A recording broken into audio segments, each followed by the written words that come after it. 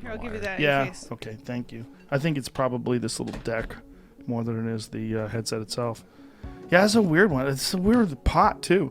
I've seen some people they smoke pot and they just lose their fucking marbles. There's this guy named Alex Berenson.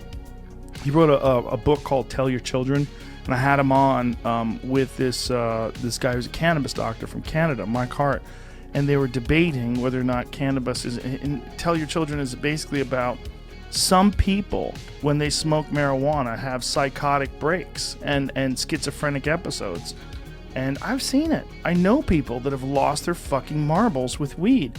And I know at least one guy whose whole life went on a downward spiral after Joey Diaz gave him an edible. Like, legitimately. On the podcast, by the way. But he has crazy edibles. Oh. I don't even feel like that's fair to edibles because I hear him talk about the milligrams and I see normal people's reactions to it. Yeah. I've taken his edibles. He like tricks people into taking them, doesn't he? Oh, yeah. He lies about what the dosage is. He's such a savage. He's such an interesting so person. Much. He would take an edible that's 500 milligrams, and he would take it out of the wrapper and put it in a wrapper that's 50 milligrams. So rude. It's so rude. That's so fucked up. That It's would so fucked ruin up. someone's like. He's done it. He did it to Tom on like an airplane, didn't he? Oh, yeah. Tom was so mad at him. Yeah. I Tom want and to I- start drugging people. That's funny. It's only funny when it's Joey. You'd have to go along with it. You You'd don't have to think I do the could pull it drugs. off? You definitely could pull it off. But I'm just saying, like, if you're not doing the drugs yourself, the thing about Joey is he's doing the same dose. Like, he's dosing you, but he's also taking exactly what you're taking and more. I think I could pull it off more because I don't do drugs. Because anytime I get like a gift box from a weed company, I give it to my friends. And I feel like I could easily be like, oh, here, and have one that says it's like 10 milligrams could. and like ruin Frank Castillo's week. Yes, you could. Well, Frank could probably take it. Steve. Okay. Frank Castillo could take it, though. He knows how to smoke some weed. I know he smokes a lot of He weed. could put it away. He'll be all right. I don't know if he could put it away without making a fool out of himself. Yeah. He smokes a lot of weed, but he also will not be able to process anything that he doesn't wear it well. He doesn't wear it like a gentleman. I'll say that. Wear it like a gentleman. Yeah, Joey. The thing about Joey is, though, it's not just dosing you. He will dose himself. Like, he takes what you're taking. Like, Yeah, but he's built like a brick house. Yeah. I mean, yeah, he's 300 pounds. Call me the other day, Joe, I'm down to 290. Like, congratulations. But he could, just all that mass, he could put away some fucking Chiba Chews and those stars of death. Those are 250 milligrams. That's a big dose. And he would just down 2-3 of them. I've seen it. It's like shocking. I've seen him eat 3 of them. And you're like you get nervous. Like, I gotta get out of here. isn't like 10 milligrams a respectable dose, or like 30? Isn't For a that the pussy. no. No. Isn't that like the normal range for someone who's like got a family and is trying to like fuck his wife on a Friday night? You know what I mean? Like a normal person. Yeah, if you don't, but he's not normal. Joey's not normal. But the thing what we always would do is get dosed up when we get on planes. Getting on planes, getting high was always the real way to go. Dude, your material about getting high and going to the airport and flying gives me panic attacks. That It's so true. There's nothing I would less want to do than be fucked up at an airport. But that's the point. The point is, like, it makes it an adventure. So instead of it being this boring thing that you have to do, now you're like barely keeping it together.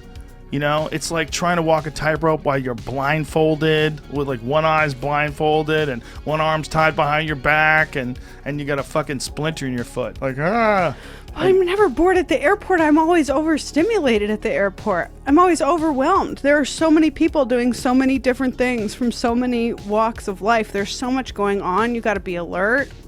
you have to be alert. You got to go through the lines and stuff. People tell you what to do. Yeah. There's very little margin for error before a TSA agent will Right. correct your behavior. That's why it's fun to be stupid high when you're doing that, because you have to like keep it together.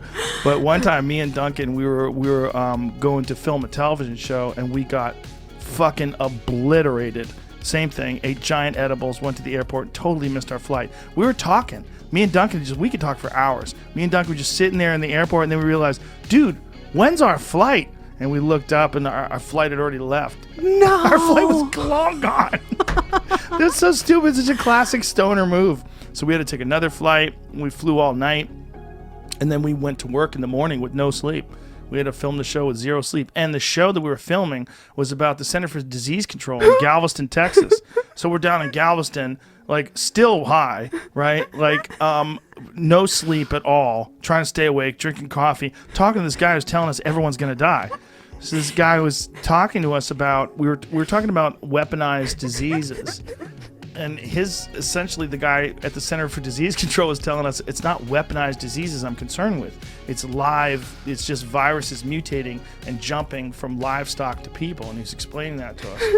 And we were so high. And then we were in this building where they were working with Ebola and all these the Center for Disease Control at Galveston is like, they work with like some of the worst hemorrhagic viruses and all these terrifying diseases. They're all in this fucking building in Texas. And they have these crazy ventilation systems, and people are in space suits and they're walking around dealing with these things. Yeah. It's all down there. So here's Duncan and I, missed our flight, high as fuck, wandering around Galveston. Next to a vial of Ebola. Trying to stay awake. Listen to this guy talking about how everyone's going to die. Like, what makes that story like just get funnier and funnier the longer I picture it is thinking about how many times they say the name of the fucking flight in the airport before it takes off. Dude, not just they that. They announced that we're gonna start boarding to Galveston. Boarding has started to Galveston. We're pre-boarding to Galveston. Now first class to Galveston. Where like Jamie they say is? the name of the flight 20 times. How did neither one of you hear it It's that worse. many times? It's worse. Jamie is right where the gate was. Mm-hmm. We were right. we weren't like far away. We were right there. We were just talking. Dude, did you see this thing? Like Duncan's telling me about some documentary he saw. And why didn't anyone prod you? Like it was just us. We didn't have like people that were going with us. But we I mean, there. someone working at the gate. Nope. No one working at the gate gave a fuck about us. Mm-hmm. Oh my god. By the time I went to the lady, they're like, that flight's long gone. Shit! Oh my god. Classic. She's like, not only did it leave, it left 2 hours. We Yeah. also boarded and a different flight left. Yes, we had to fly to Houston, and then we had to drive from Houston to Galveston. It was a disaster. It was hilarious, though. But it's funnier that way to think about it, you know?